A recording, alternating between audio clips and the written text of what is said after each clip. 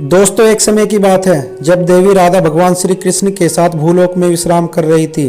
तभी राधा रानी भगवान श्री कृष्ण से कहती है कि हे प्रभु, आज मेरे मन में आपसे कुछ जानने की इच्छा है, कृपया करें और मेरी जिज्ञासा को शांत करें। राधा रानी की बात सुनकर श्री कृष्ण मुस्कुराते हुए कहते हैं कि हे देवी, आपके मन में जो भी प्रश्न है आप उसे निसंकोच ही मुझसे पूछ सकती है, मैं अवश्य ही उनके उत्तर दूंगा।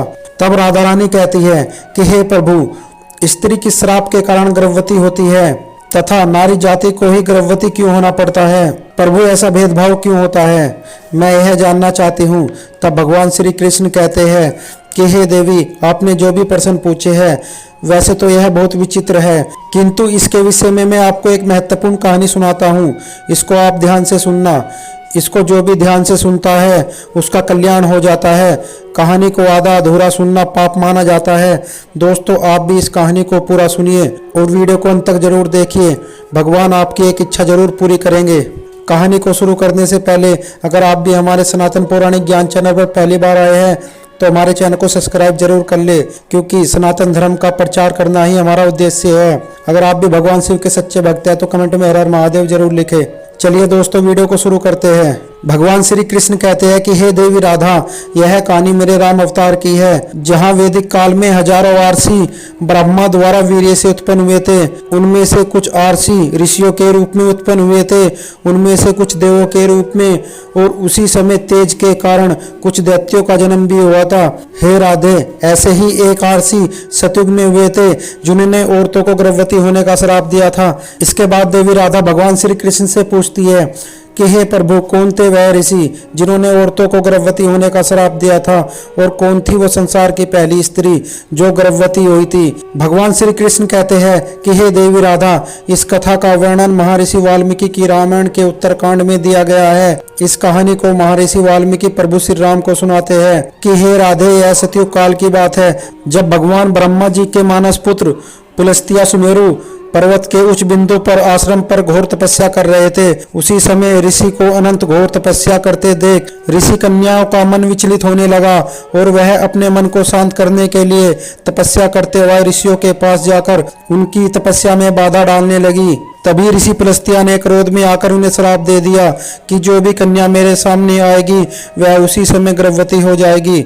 भगवान श्री कृष्ण कहते हैं कि हे देवी राधा, ऋषि पुलस्त्य की यह बात सुनकर वहां खड़ी सभी कन्याएं डर गई और वहां से भाग गई। लेकिन ऋषि बिंदु की कन्या को इस बात का पता ही नहीं था कि ऋषि पुलस्त्य ने कन्याओं को श्राप दे दिया है। इस बात से अनजान वह एक दिन अपनी सहेली को ढूंढते हुए ऋषि पुलस्त्य के सामने जा पहुंची। जैसे ही ऋषि पुलस्त्य ने कन्या को आंख उठाकर देखा, ऋषि के श्राप का असर उस पर होने लगा। देखते ही देखते वह गर्भवती हो गई और अपने शरीर में इस प्रकार का परिवर्तन देख वह अपने पिता के पास पहुंची।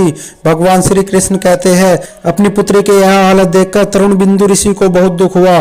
तभी उन्होंने अपने ध्यान की शक्ति से घटना का सारा पता लगा लिया। इसके बाद वह अपनी पुत्री को लेकर ऋषि पुलस्त्य के पास पहुंचे और बोले, आपको मेरा प्रणाम है, मेरी पुत्री अनजाने में आपके पास आ गई। आपके श्राप के बारे में इसको नहीं पता था और आपके श्राप के कारण ही यह संसार की पहली स्त्री है जो गर्भवती हुई है। अतः आपसे निवेदन है कि आप इसे भिक्षा के रूप में स्वीकार करें। यह सब गुणों में संपन्न है और अनजाने में आपके श्राप की भागी है। यह आपकी सेवा बहुत अच्छी तरीके से करेगी। भगवान श्री कृष्ण कहते हैं कि हे देवी राधा, ऋषि तनु बिंदु के आदर पूर्वक विनती करने से और अनजाने में उनके श्राप के कारण ऋषि पुलस्त्य भी बहुत दुखी थे और उन्होंने ऋषि तरुण बिंदु की पुत्री बिंदुसारा को अपने साथ रखने का निर्णय कर लिया। जिसके बाद वह कन्या आरसी पुलस्त्य के साथ रहने लगी और उसकी दिन रात सेवा करने लगी।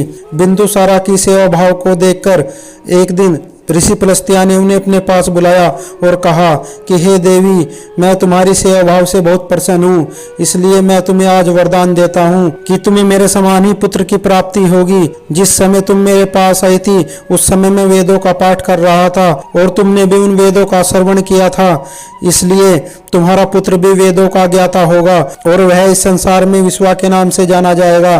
भगवान श्री कृष्ण कहते हैं कि हे देवी राधा, कुछ समय बाद उस ऋषि कन्या ने एक एक पुत्र को जन्म दिया। और जैसा कि आर्ची ऋषि पुलस्त्या ने उन्हें आशीर्वाद दिया था कि तुम्हारा पुत्र विश्वा के नाम से जाना जाएगा, तब भगवान श्री कृष्ण कहते हैं कि हे देवी राधा, विश्वा भी अपने पिता के समान बड़े होकर बहुत ही महान तपस्वी हुए। ऋषि विश्वामित्र के तपस्वी रूप को देखकर ऋषि भारद्वाज बहुत प्रसन्न हुए और उन्होंने अपनी बड़ी बेटी का विवाह उनसे करा दिया। भगवान श्री कृष्ण कहते हैं कि हे देवी राधा, आगे चलकर ऋषि विश्वामित्र को एक सुंदर पुत्र प्राप्त हुआ जिसका नाम श्रवण रखा गया। भगवान श्री कृष्ण कहते हैं कि हे देवी राधा, इस श्रवण का ही दूसरा नाम कुबेर है। तब भगवान श्री कृष्ण कहते हैं कि हे देवी, मैंने आपके पहले प्रश्न का उत्तर दे दिया। आपका दूसरा प्रश्न है कि क्या नारी ही केवल गर्भवती होती है, तो इस उत्तर को आप ध्यान से सुनिए। नारी के समान पुरुष भी अपने तेज से गर्भवती हो सकते हैं, किंतु हे देवी राधा, स्त्री को संसार की दिव्य शक्ति स्वयं सृष्टि के रचयिता ब्रह्मा जी ने खुद दी है और उनकी रचना करने में उन्होंने अधिक समय भी लगाया है। और उन्होंने नारी का शरीर इस प्रकार से बनाया था कि आगे चलकर अगर स्त्री कभी गर्भवती होती है तो वह अपने शरीर के अनुसार कोई भी कष्ट झेल सकती है और वह संसार का निर्माण ब्रह्मा जी के बाद भी खुद कर सकती है।